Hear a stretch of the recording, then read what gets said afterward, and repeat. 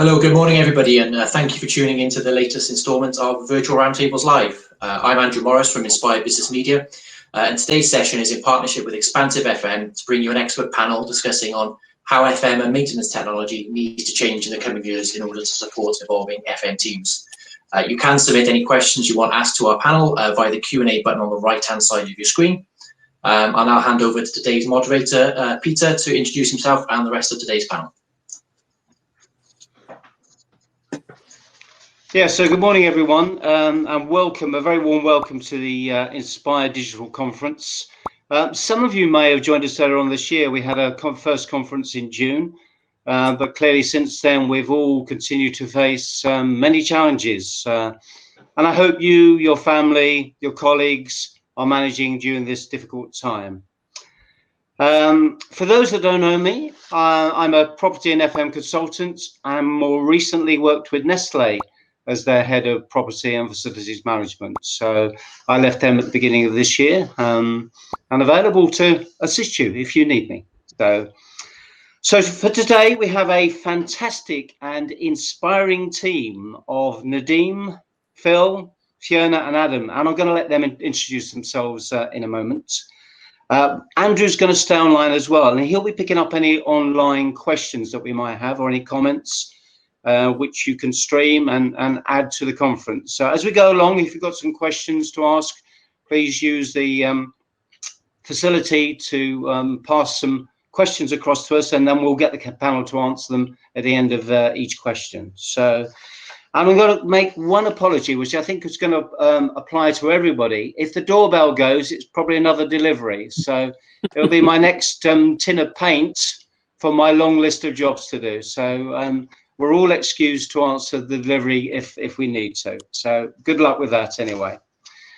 So to kick off, I'm going to ask Adam Mason, just to enlighten us to the differences between all these software terms. So we've got CAFM, BMS, CMMS. What is the right, so first of all, what do these mean, Adam? Can you give us some outline to that? And what do we think is the right implementation for our staff portfolio and corporate strategy? So over to you, Adam. Good morning, everyone. Yeah, thank you, Peter. It's quite difficult because I think the market is quite confusing. And it seems to be that a lot of people use the term CAFM when coming out to look for facilities software. So CAFM is computer aided facilities management. And it's really used to sort of explain CMMS, BMMS and EAM. And, you know, for me, I said this the other day, I think it's a bit confusing because it's kind of like the word Hoover. You know, I'm hoovering my front room, and that's kind of how the clients are coming out searching for facility software with that CAFM sort of analogy. I think I just want to say what's really important around coming out looking at software is to understand what it is you're trying to solve. So if we just use CAFM as the terminology across the board, you know, you've got building maintenance, you've got space management. Are you managing engineers? Do you want to have stock control of stock, as an example? So CAFM realistically sort of pushes on to space management and workplace management. A CMMS pushes over to the side of engineering management, building maintenance management, and stock control. EAM as an example, which I know Nadeem knows more about than me, it kind of sits really at the top. It starts as an asset platform from a construction phase going all the way through into sort of looking after maintenance of a building. But I think simplistically for everybody, CAFM is kind of the overarching used term. Through there is lots of different functionality you might want that system to do, and understanding that yourself before coming out to the market. What is it you're trying to solve? Who are you trying to solve it for? What are your problems is key to sort of making the market more simplistic. Adam, thank you very much indeed. I was going to just go around the panel just to ask you to introduce yourself. So Adam, would you just briefly do an introduction, and then I'll switch over to the other guys, please. Yeah, as I just introduced myself, I'm Adam. I've worked in FM for most of my career. On the client side, looking after retail, fitness. I'm currently supporting the Expansive team with the delivery of new to the market FM software. I've been passionate around technology, supporting and aiding facilities management for a number of years. So that's why I've sort of come from client side, having been a user of it, into working with the Expansive team to try and push it forward and develop it to support FM people. Adam, thank you very much indeed. Fiona, perhaps you'd like to introduce yourself, please? So I'm Fiona Happiness. I currently work for UK TV. I joined in January as their head of facilities. I've been in industry just over 10 years, and I've got a history of chasing fit out and relocation projects. The majority of my experience has been sort of setting up facilities and reframing health and safety within startups. And as a result, I'm particularly passionate about using software to manage FM over sort of traditional spreadsheets. Just makes my job a lot easier considering with the projects that I manage. Fiona, thank you very much indeed. Phil, over to you. Perhaps outline your background, please. Thanks, Peter. Yeah, hi everyone. I'm Phil Singleton. I'm the head of property and business services sourcing. So I'm basically for Swiss Re, global reinsurer. So I'm basically the procurement support guy for the property and facilities element of our business. Thank you. Thank you, Phil. And last but not least, Nadeem, perhaps you can introduce yourself, please. Thank you. Yeah. Good morning, everyone. My name's Nadeem Ashraf, and I work for a little grocers called Tesco. You may have heard of us.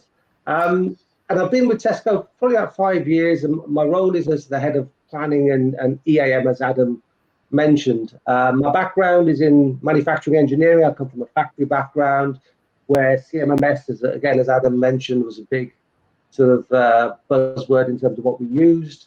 So I work for Associated British Foods and Hilti Industries in factory environments, and work on the other side of the fence for actually a software provider in the CMMS space, and went around implementing systems. So I've seen it from both sides. I now work for Tesco, as I said, and I look after the EAM system, maintenance strategy, how we manage our assets, so the asset management function within Tesco. And also I set up analytics and reporting within the function. It's quite a varied role. And I support Aston Villa. Thank you, Nadeem. Anybody's wondering. Okay, Nadeem, thank you very much indeed. While we've got you, Nadeem, I'm just going to flick to the second part of the question I asked Adam earlier on, which is about choosing the right implementation for your people, for your portfolio and your strategy. Have you got just some comments around that for us, please? And then I'm going to go to Phil and Fiona as well. So, I mean, just a few thoughts on implementation and selection of a system. I think Adam was right. I think a lot of people do get confused by these various phrases, and actually I think Adam nailed it when he said that what we should be more interested in is what are we trying to achieve, what are our aim and objectives, rather than get a generic system and trying to mold it around what we do.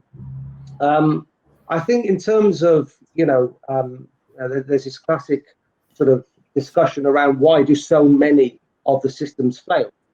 I think that people talk about 70% of implementation of EAM or CMMS type systems fail. And really interestingly, I think, not one of the top 10 reasons that we were looking at are down to the system. It's generally down to lack of aim and objectives, lack of senior management commitment, lack of change management, program management, lack of resource, where you think you can just put a system in and ultimately it will change what you do, and you don't change your behaviors or your ways of work around it. So I think just in terms of my experience of, how we go about looking for the right system is we start off with what we want from it. We then go out to look at who the players are, whatever they call themselves. It could be FM, it could be, you know, EAM. But if they can deliver what we need, and also I think what's really important is the people in that organization, do they understand your business? And an understanding of what we're trying to achieve and how we can achieve it, I think for me is one of the most critical factors when we're choosing a business partner. Do they understand our business and who are they? Nadeem, thank you very much indeed. Fiona, we were having a chat the other day about these sophisticated systems, but you also mentioned the predominance of Excel spreadsheets as well in the FM world to record data. But you can give me a view on the right implementation for your people, the portfolio, and maybe, I'm not sure spreadsheets are the corporate strategy, but perhaps give us some insight, please. I've just found sort of in my career, I've walked into several companies where they've used spreadsheets and Excel to sort of log the information, usually because of the level of the team or the kind of area of facilities that they sort of concentrate on. So they would go, if they were going to move away from spreadsheets, it would be for something like a CAFM system rather than sort of a system that integrates everything. I just find that in terms of training, it can often be, they think it's a lot easier with junior members of staff to go for, let's just use an Excel sheet rather than adopting a whole training program to sort of bring the staff up to a certain level. I've always found like having the different types of systems quite limiting as well, because it kind of limits the insight. If you've got more than one site or more than one location, a lot of office space, there's only so much you can do with a CAFM system. There's only so much you can do with an Excel sheet, and it does require sort of the manpower to keep going in and checking.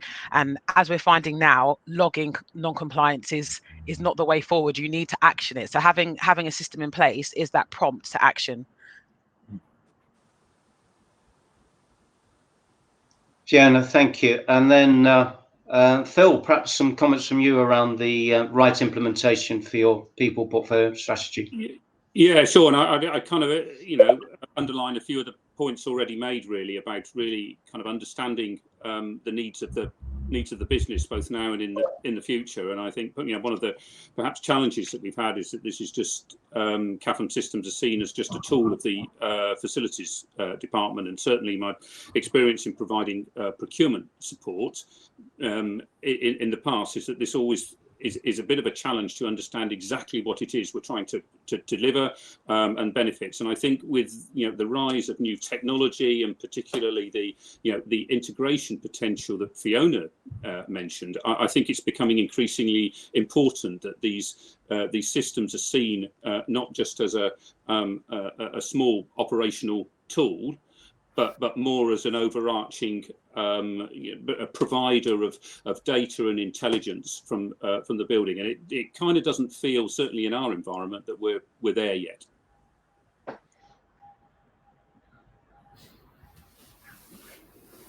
So Phil, that leads me very neatly into our kind of second question, actually. So I think we've all recognized there's some barriers for implementation, mass adoption of this implementation in our industry. So what do you think those barriers might be, and how can we drive that to a better conclusion? Because I personally believe that across our industry, we're probably only seeing, you know, the top maybe 20% of industry actually using these systems. So, you know, what are the barriers to that, and what can be some of the drivers to get there? So back to you, Phil. Okay, well, I'll pick a couple, and we'll go round and allow people to kind of have their. I'll try not to cover all of them as if I could. I think usability is probably one of the biggest. So, you know, we're reliant upon end users, people who just occupy the building, who really, in general terms, don't really want to be too bothered in terms of providing, you know, feedback and raising tickets and kind of all that all of that piece, really. So providing a simple and effective kind of user interface, I think, is one of the big challenges. And I think the other one, from my point of view, is around integration. So, and again, as this technology starts to kind of coincide a little bit more. I think there's a tremendous potential that hasn't yet been realised around the overall kind of higher level benefits to this, rather than just providing a, an easier way for the facilities department to kind of, process tickets and deal with faults. So there's a couple anyway. Okay, Phil, thank you very much indeed. Adam, what's your thought? What's looking from the industry side of things, what do you think those barriers are, and how can we drive it to a better conclusion across the industry? Yeah, I mean, I've got a, because the future of CAFM for me is so important. There's a lot of work that we need to do, but to be able to understand why we need to be there, we've got to look at why people are coming out to the market at the moment, and then why is it that it's not being successful. And there's a couple of things that are driving people out. So in FM, there's a lot of people coming to the market for looking after cost management. Yeah, so there is a lot of unmanaged FM. There's a lot of wasted cost, a lot of wasted time. So the first thing people are looking for is to come and manage those cost bases. And then with the complexities of compliance growing, and obviously we're seeing at the moment there's a lot more sort of visits to businesses and premises to check on compliance, especially around COVID secure. Compliance is another big driver why people are coming out to the market to look for facility software to support them. And I honestly believe that you can't achieve full compliance and full reduction of cost without the support and help of technology along that journey. And the other side, so we've done some polls that customers are coming out because they know that they're not giving their customer satisfaction, and they want to be able to improve their customer satisfaction score, whether that be within retail, whether it be in an office environment. So how can FM sort of start improving that? So that's a driver. The main costs, the main barriers, I would say, really simple. At the moment, is cost, complexity, and low success rate of what they're looking into. So they're looking at a 20, Nadeem said it earlier, they're looking at sort of a 20, maybe 30% maximum success rate of these platforms being put into businesses. And it goes on to a lot of the reasons what Phil said around integration and ease of use. That's where we've got to start sort of pushing the future of CAFM into. But they're the things that I think are why people are still looking, and then the reason why people are stopping their journey and not implementing at the moment. Adam, thank you. Fiona, any thoughts, drivers and barriers? What about your industry? I think when it comes to sort of FM software, you don't know what you're capable of managing better until you're presented with a solution for it. And again, it's understanding what's out there rather than limiting it. Like you were saying, Adam, people are going out there for cost management. There's so much more to the systems available that an integrated system that covers everything, you might not be looking for this particular area, but sort of being presented with it, that opportunity is kind of what I believe a lot of facilities teams need, because a lot of them are quite junior. They don't know what they're looking for until you say, actually, this is something also that you can do with the system, rather than just looking at it for maintenance and cost management.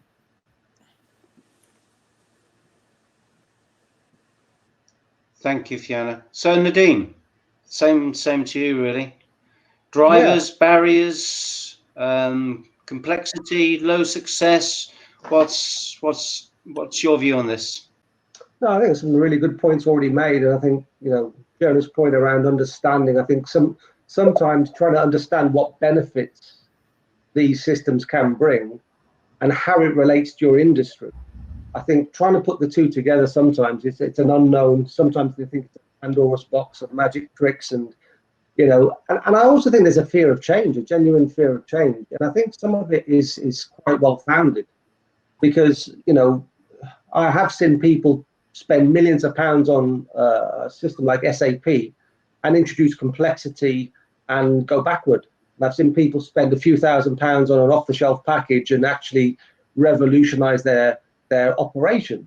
So I think technology, if not executed correctly, can bring a lot of complexity and there is that fear of change. But actually, if it's done well and you can see where it can fit into your organization, and you understand the benefits it can bring and the return on investment from that, then I think people, once they see those benefits, will buy into it. But I think there's an opportunity for us to sort of, demonstrate how it relates to people and industries. So Nadeem, one of the things that I've seen in the past few years, actually, there's been a lot of challenge at boardroom level to me and my team about implementing what they see as a back office system rather than a front operations type system, etc. What do you think the best ways to increase our boardroom approval for implementing this type of technology and things alongside it? How can we influence the board, Nadeem? I think the board, like any other group of other stakeholder out there, all their interest is what's in it for me. How does it improve the operation? And again, if you're talking to a technician and how we talk to them about our CMMS, EAM type systems, we have to show them what the benefits are. I think, and again, just picking up on Fiona's point earlier around spreadsheets, there's a phrase that we use quite a lot at the moment, or have done for a number of years, which is data is the new oil.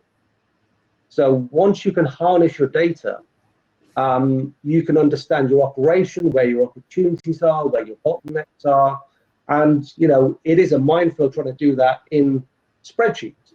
And whether or not, obviously, you can imagine with the scale, complexity, and pace of an organization like Tesco, having visibility and control over our operation is absolutely paramount in real time as well.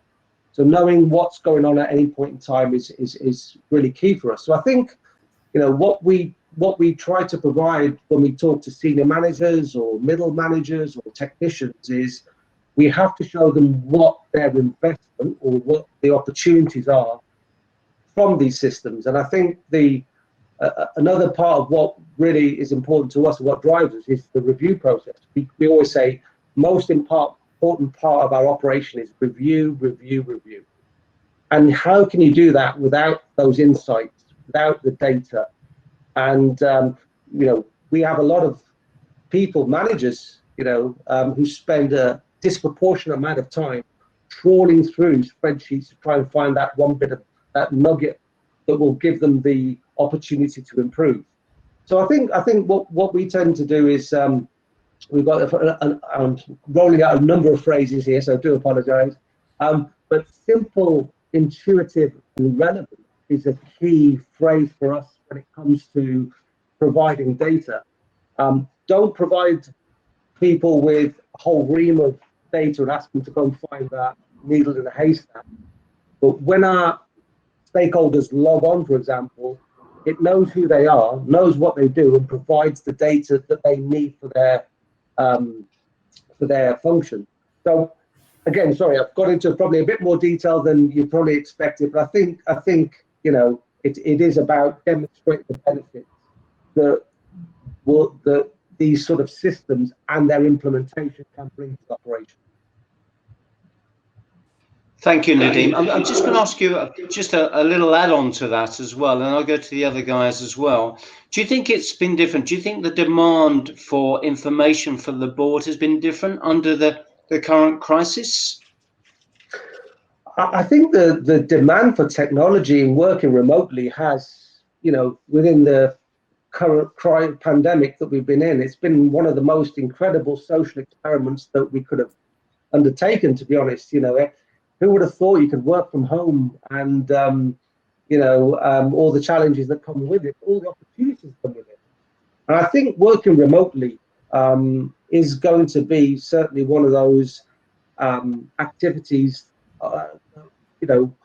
There's definitely opportunities there.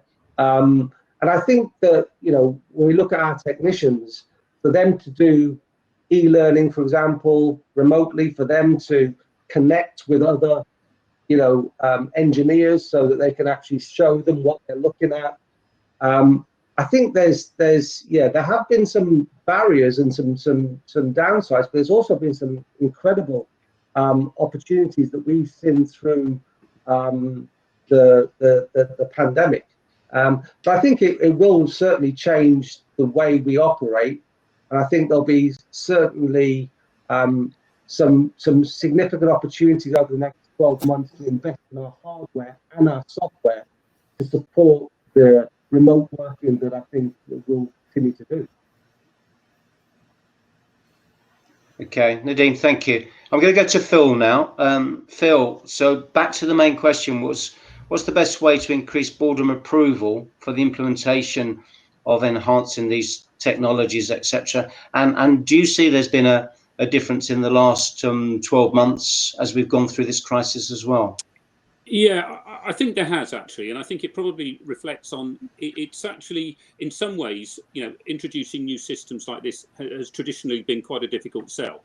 The board are generally interested in a few things. Does it save money? Does it save resource? Does it give us competitive advantage as a company? And those things are actually quite difficult to demonstrate with something which is seen as a more local and specific piece of technology.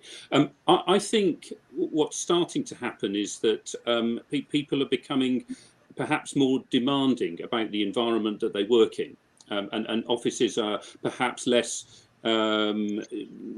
taken for advantage in terms, or taken for granted in terms of what they provide for people. And I think the whole idea of workplace will become more important as people start to really focus on, okay, so what do I need to come into the office for? I think issues like safety and security become more important when it comes to managing the office environment. And for that, you need data, and you need effective systems that are able to monitor and manage that. And I think that represents perhaps a bigger opportunity to demonstrate how worthwhile the introduction of modern systems are as well. And I think also linked to the previous point that we've made around integration with other technologies such as sensor technology and things like that. So I think traditionally it's been a challenge to do this, but I think there are some quite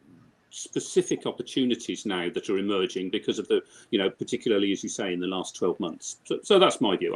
A sense of optimism, perhaps. Okay, and do you sense, Phil, that your board are listening to you more at the moment because of the crisis, or are you getting a better reception from them? I think in the short term it's been difficult because everything has really just been thrown up into the air, and until you then start to have a real a forward strategic look about what your footprint and workplace is likely to look like in the future, I think in the short term this can act as a barrier to further investment. But I think once we get beyond that, and you then start to put your workplace strategy in place, then I think that paves the way for, okay, so the next phase of that is how do we fill that with the right type of technology that allows us to manage it in the future. But I think we've got to probably continue to weather the storm perhaps a little bit until we can get beyond this current situation. That's my kind of sense of where we are. Okay, thank you, Phil. Fiona, what are the bosses at TV thinking about this, and how can we improve their awareness, or what are you doing to improve their awareness? So, I mean, I think we mentioned last week, I found they've been a lot more receptive in the current climate. There's a big push for sort of health and safety compliance in line with infection control and sort of updated fire regs following the Grenfell tragedy. HSE visits have increased. Our workers, we've got a big push for wellbeing, so our workers are very much aware of that. So there's been an increase in whistleblowing just in general. So they're very anything to do with health and safety compliance, they're very receptive to it. I mean, I've just had an email while we were on the phone saying, "When have I booked in the next COVID risk assessment?" We had one on Tuesday. So we're very much trying to sort of look after our staff. I think with everything that's going on at the moment, all of our FM tasks, FM manager tasks, they've always been physical activities. So there's never been a time that we've had to sort of push to work virtually. So I think there's a huge opportunity for these systems to be able to help us work remotely and do our jobs better. And with everyone working from home, when you bring that to the board as an option, because they're quite keen that there is no rush for our staff to return to the office. We've only had 3% of staff actually willing to go back following a survey. So they're very much aware of that. So anything that can enable teams to do their work from home is easier to present in the boardroom, especially when it's obviously in line with health and safety. Do we not have a challenge back at the office though, Fiona? Because we've obviously got to keep these buildings running, different locations running as well. And, you know, whilst we can work remotely, there's this challenge of having a number of our engineers, for example, our support staff, and having to go back in to keep regular inspections going, etc. as well. Are you finding that? And are the boards understanding of that and sympathetic of that? The board is sympathetic. I think one of the backbone of this is our relationship with our suppliers and our subcontractors. So it's having the contractors being comfortable to be on site by themselves and communicate remotely with us. And again, having these systems in place is that sort of middleman between the two of us. So it works quite well.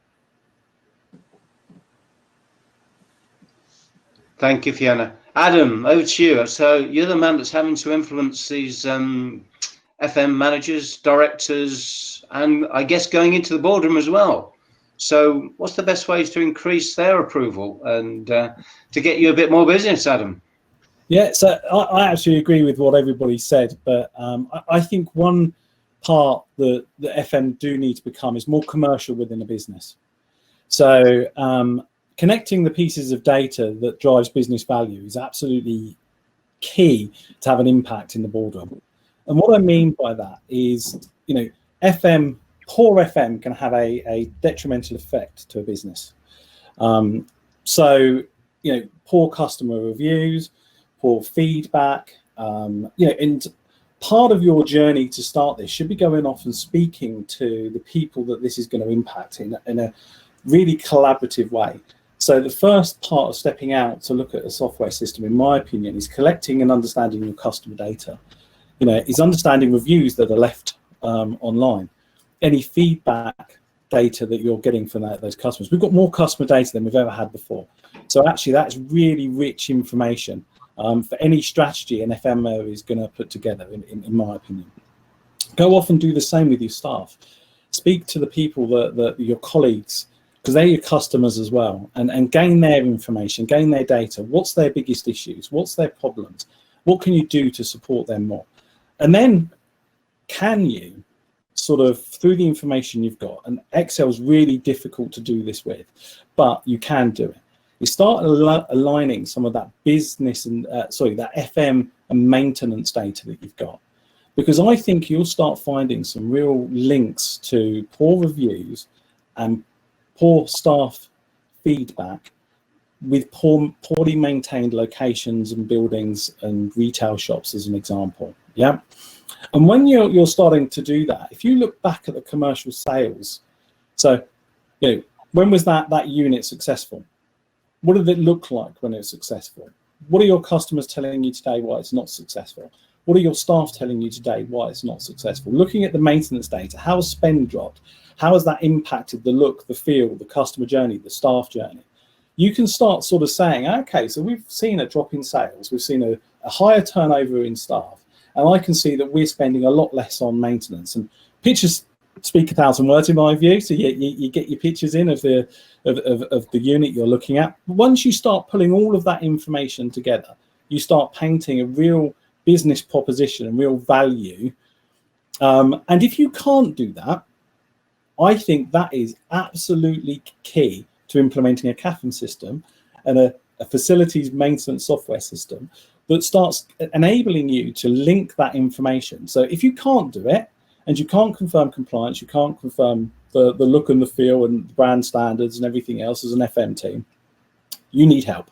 And the help out there is in my mind, software.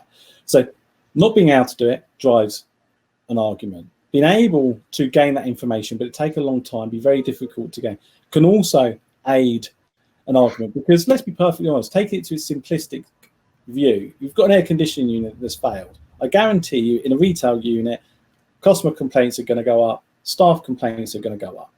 Sales will drop because people won't walk through the front door, they won't dwell, they'll leave. You fix the air conditioning unit, you go back to where it was before. So you haven't lost any sales. You then improve that environment, can you get sales back? And once you start reporting to the board, all of these kind of metrics and information and data, their FM platform becomes business value to them. It becomes a protector of whatever it is they're looking after, sales or anything else, customer satisfaction, staff satisfaction. That's where I think, taking away, because I agree with everyone say, just that commercial aspect, I think FM, we need to embrace it. We need to go and get that information. And what a great chance to collaborate with the whole business and get all their pain points, understand their journeys, understand their thoughts, their feelings, and then work out how your department is going to help them with the support and aid of technology. I think that's when we start seeing us adding true value. That's when I see us winning over board, and because we're talking to them in their language, which is, you know, let's be honest, making the business a profit. And just to my other points earlier on, Adam, have you seen any change in terms of the uptake of system technology in the last 12 months, you know, particularly during the crisis? I think, being honest, I think for anybody to get anything signed off at the moment is tough. Through a board level, you've got to have a really strong argument. You've got to have done your homework, because it is putting cost in. Can take a lot of cost out, but it is putting cost in. So I think the people that have done their homework, done their due diligence, built their business case, absolutely are getting sign off. I see there's a lot more FMers and FM people coming out to look for support, guidance and help through technology. They're probably just struggling to get that final sort of sign off. So we've seen, you know, lots of people come and see a demonstration for our platform, which is brilliant. I think everybody's still just in that phase of struggling to get things signed off. And rightly so, because we don't know what the future is going to look like, what our buildings are going to be, what our estate format's going to look like, and what long-term impact this is going to have. I would urge FMers to go out and collaborate with their business if they really want this support of technology, to go out there to collaborate with their business to make sure it's a real no-brainer and it's not seen, as Phil said, sometimes as that FM only function. It's seen as a business support software. Adam, thank you very much. Andrew, I'm just going to flick into you because I noticed we've got a couple of questions have come in. I don't know if you want to direct them to particular individuals or experts. Yeah, sure. So we got one question from John Knight looking at how would you say we can reduce the loss of creativity with remote working through the use of technology systems? I think I'd like to pinpoint Fiona for this. I know she's got probably one of the most creative team out of the panel here. So Fiona. So reduce the loss of creativity. That's a good question. Probably ask my team this later. So because we've just started sort of doing this, it's been a lot of FaceTime and video clips and pictures. So I think we've had to be creative with it to make it work. I think it's probably increased creativity because of all the obstacles in place because of access in the building. So yeah. I think we don't lose creativity. You definitely have to be creative with it to make it work. Okay, fantastic. Anybody else got any thoughts on that one? I would just like to say I think Fiona's absolutely right. I've seen lots of creative ways companies are staying engaged with their teams. I can see the use of technology has gone through the roof to support that. One of the things I do think people will miss is going into a room with a big whiteboard and bouncing off each other. And it's understanding how you can do that on these platforms, because as we know, one person speaks, one person's got the microphone, and it's very difficult to interact over. So I think that is an important thing that we have lost through this. But overall, I think lots of businesses have done it really well, and lots of FM teams have supported that, and I think that should be congratulated. It's meant you sort of reach out for different systems as well. Like randomly, we've started using Trello, and that's only been since lockdown. again, to try and to monitor stuff and to pick up what's going on with the suppliers, because we haven't, they're not integrated into our system. But obviously, if you've got a Trello account, it's easier to just navigate with that, with both of us using it. So yeah, it's been interesting. Okay, great. And then yeah, John just then commented again, saying it's the whiteboard approach that he was thinking about in terms of obviously the point that you mentioned there, Adam, as well. So yeah, great. And then a question from Steve Aldridge then, looking at where does remote monitoring fit into the whole technology piece, particularly working from home at the moment. I don't know if anybody wants to weigh in on that.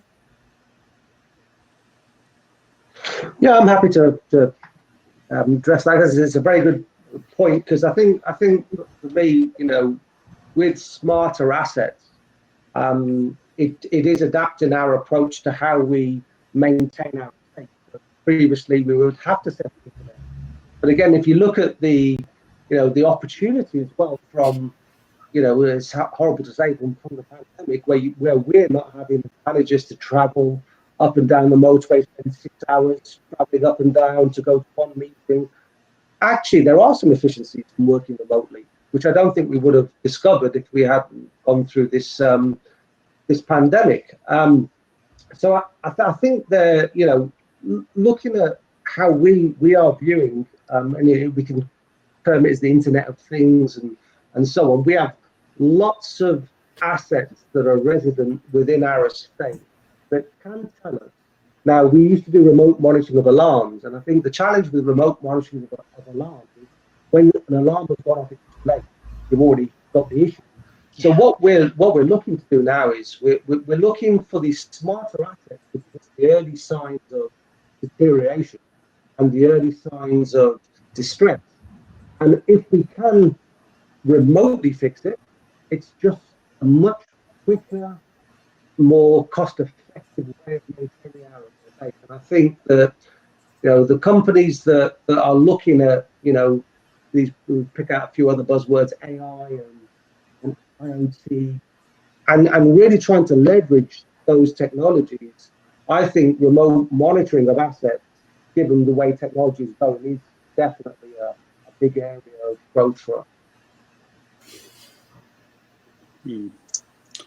Yeah, I'd agree, and I think one of the many things that this current situation has done is accelerated certain trends that were already there as well, and I guess remote monitoring is one of those. So for pure practical reasons, to have remote monitoring in smaller sites has been a trend for many years. I think possibly what we're going to see is that balance kind of shifting towards the larger sites as well, and people recognizing that whereas if you had an engineer on site who would do specific hands-on monitoring, that may not be necessary all of the time. So it may lead to a trend to increase the amount of remote monitoring, particularly in the larger areas, and therefore not totally encouraging people to come into the office the whole time. So I think it'll probably accelerate that trend as well.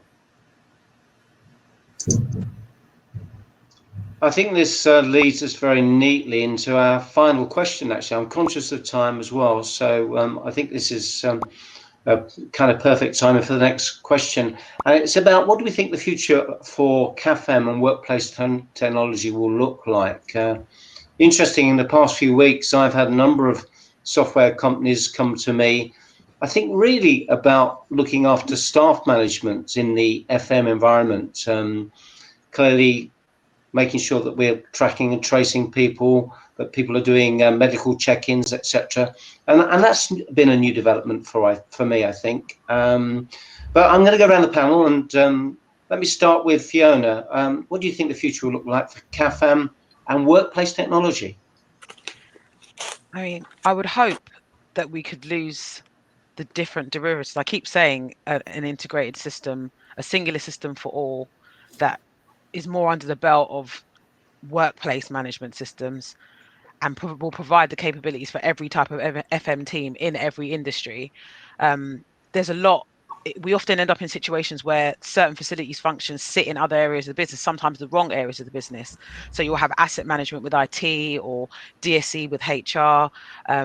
If we have one integrated system, you may not be using those parts at that time, but as you move on, headcount could change, business direction could change. It provides the capability to bring it all in-house. So I would hope that we move to a place where there isn't the CAFM or the BMS. It's just one system with all of the capabilities that a company can grow to use as and when they need to, as they grow, as they expand, as they move to more sites, as they go international. That's what I'd like to see. That sounds great. So, Adam, is that on the horizon?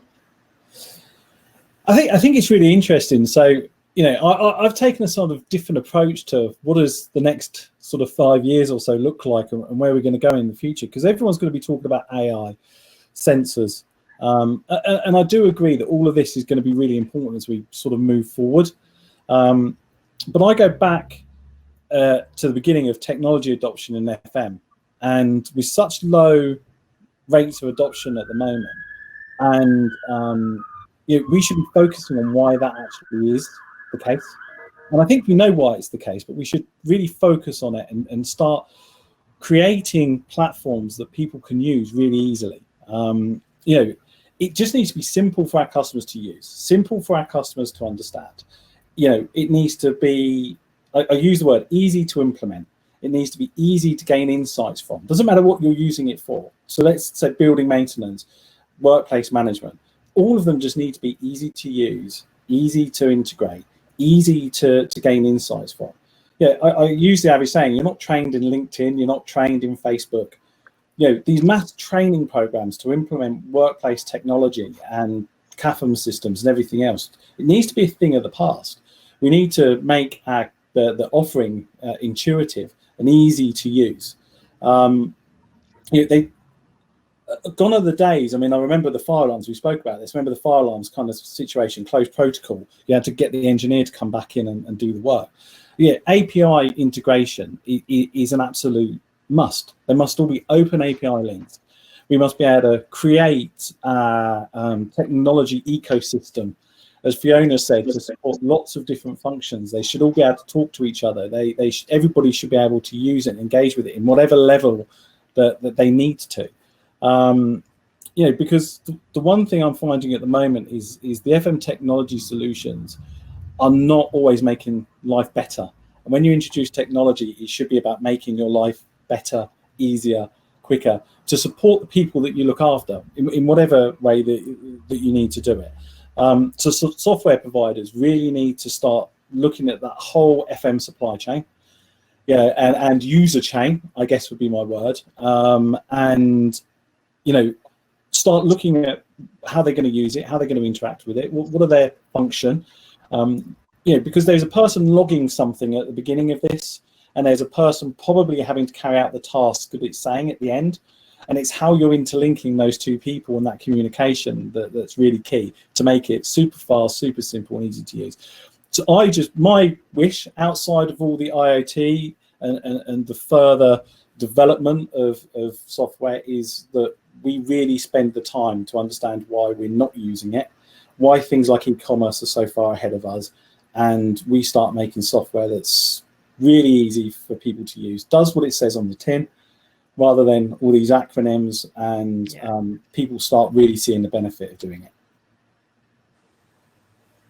Adam, thank you. Nadeem, what's your thinking on this? What do you think it's going to look like, the world of CAFM and workplace technology going forward? I think technology as a whole is, a company or an organization that doesn't adapt their technology or adopt new technologies will get left behind. I mean, it goes without saying, because of the fast-moving sort of environment that we work in, and I think leveraging technology. I think as we said, it's not the technology, it's how you utilize the technology, how you implement it, how you get buy-in from it, how it delivers your specific business benefits. I think is the key.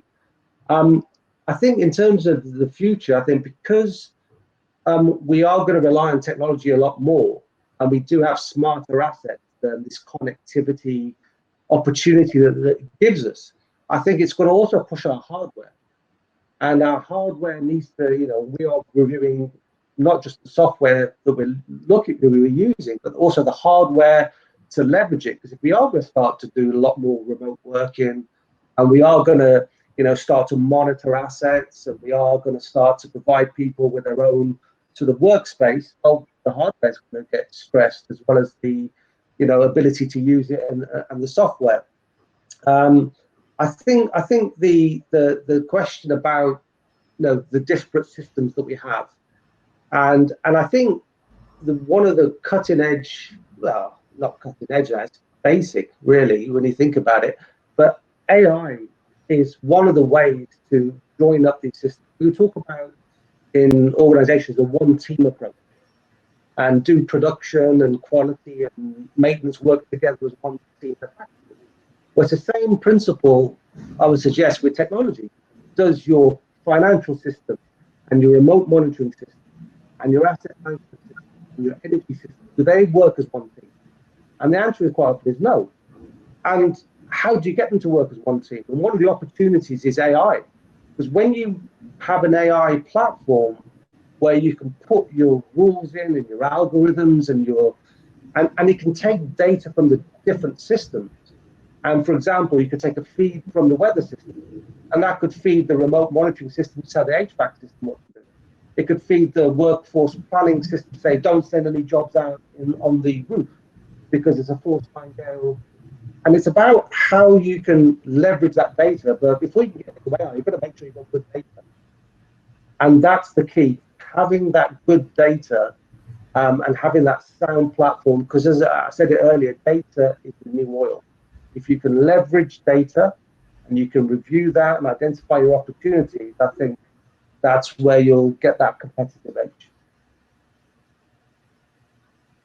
Nadine, thank you. Phil, I'm going to come to you, but I'm going to throw in a comment here, because one of the things that we've all seen as an increase recently is the amount of technology we can manage on our phones individually, and how that might help what we call this FM user train that Fiona was talking about.